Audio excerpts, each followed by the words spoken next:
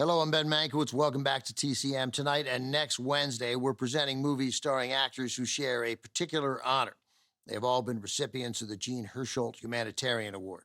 The Academy of Motion Picture Arts and Sciences has bestowed the award periodically since 1956 in recognition of members of the industry who have made outstanding contributions to humanitarian causes. Up next, a film starring the most recent recipient. And to say she's made outstanding contributions to humanitarian causes is an understatement. From 1982, Dolly Parton stars opposite Burt Reynolds in The Best Little Whorehouse in Texas.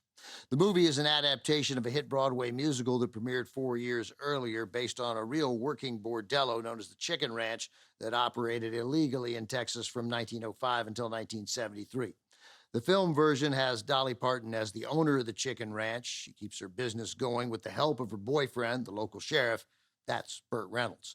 Then an eager TV reporter comes to town to expose the carnal activity at the ranch, forcing Reynolds to decide where his loyalties lie. Dolly Parton had made only one other movie before this, a movie where she'd tumble out of bed and stumble to the kitchen, and then she'd pour herself a cup of ambition, and then she'd yawn and stretch, and I don't know, she'd make some attempt to try to come to life. That 1980 comedy, 9 to 5, co-starring Jane Fonda, Lily Tomlin, and Dabney Coleman, was hardly Dolly's coming out party. Though it was her first film, she was already one of the biggest stars in the history of music. She was quickly earning a reputation as a generous philanthropist and fervent champion for human rights as well. Later in the decade, Dolly created the Dollywood Foundation to help decrease the high school dropout rate in Sevier County, Tennessee, where she lived. The foundation also promoted early literacy by sending one book every month to every single child in the county from birth until their first year of school. So far, her imagination library has donated more than 300 million books. Dolly Parton's devotion to her home state has also led to spearheading efforts to preserve wildlife and provide aid to victims of devastating wildfires and floods. At the height of the COVID-19 pandemic, Dolly stepped up in a way that few others did by making a $1 million donation to research at Vanderbilt University, helping to fund Moderna's COVID vaccine. At the Governor's Awards in 2025, Dolly Parton received the Jean Hersholt Humanitarian Award presented by her close friend and 9 to 5 co-star Lily Tomlin. Here's Dolly in 1982, along with Burt Reynolds, Jim Nabors, Charles Durning, and Dom DeLuise, The Best Little Whorehouse in Texas.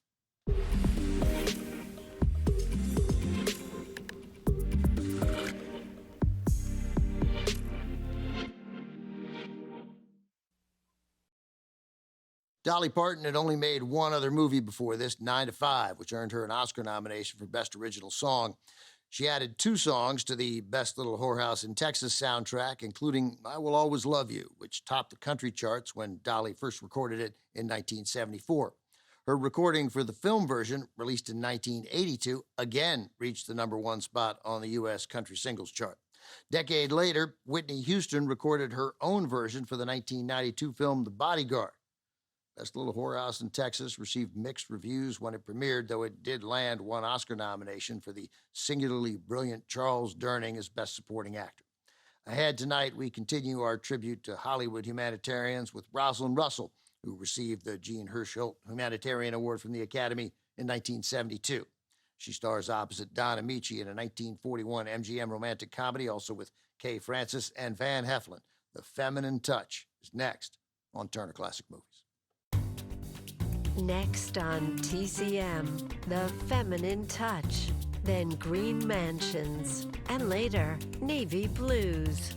Color us impressed on TCM tonight.